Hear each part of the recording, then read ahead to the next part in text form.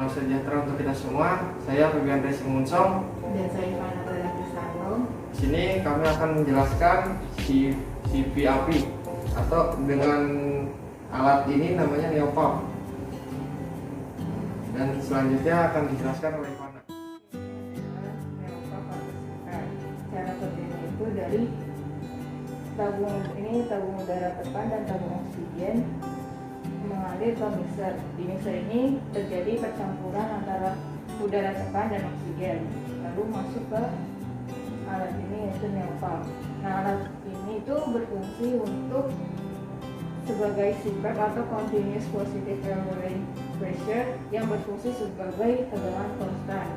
Nah, kenapa di sini nggak ada satu daya? Karena ini berfungsi untuk mengubah yaitu dari antar ruangan ke ruangan atau dalam kondisi darurat. Di sini saya akan menjelaskan bagian-bagian dari alat neopump. Nah, di sini memiliki dua tabung. Yang pertama tabung oksigen dan ini tabung udara tekan. Dan di sini dari tabung oksigen dan udara tekan dia masuk kembali ke dalam mixer.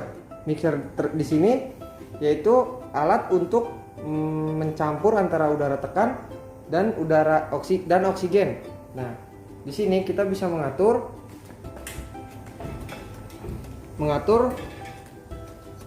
F1O2-nya yaitu 50 atau bisa dibilang 50 udara tekan, 50 oksigen. Dan setelah melalui dari mixer, kemudian akan masuk ke dalam flow di sini untuk mengatur berapa mili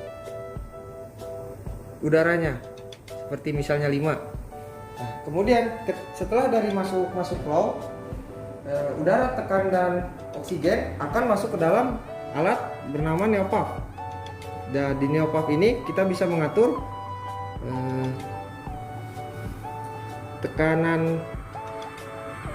tekannya itu seperti misal 10 bar atau 20 bar. Dan di sini ada alat namanya telang. Alat ini untuk mensimulasikan di dalam paru-paru bayi. Ketika kita turunkan, maka dia akan mengembang sekecil ini. Namun ketika kita maksimalkan, dan ini adalah udara yang masuk ke dalam paru-paru bayi. Kenapa dia tidak mengempis? Karena di sini adalah positive airways. Jadi dia memberikan secara terus-menerus udara tekan dan oksigen ke dalam paru-paru.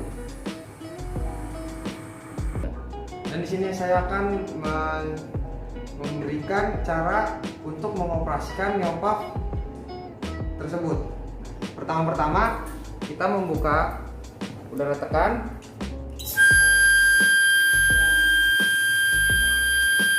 Kemudian oksigen.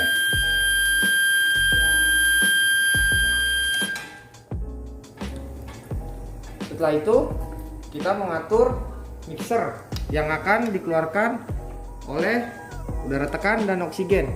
Misalnya kita ingin menggunakan 50% dari oksigen dan udara tekan. Selanjutnya flow udara.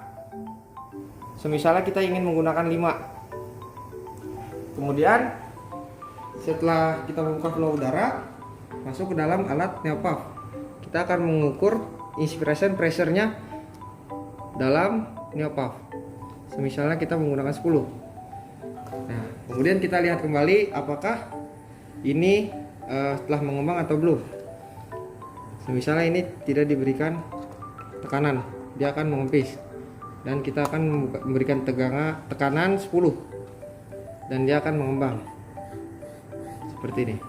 Dan kemudian ini akan masuk. Ini contohnya sebelum melakukan ke dalam pasien. Jadi kita mensimulasikan terlebih dahulu bahwa yang akan diberikan ke dalam pasien segini, kemudian baru kita akan menggunakannya kepada pasien. Sekian penjelasan dari kami, kurang lebihnya mohon maaf. Terima kasih.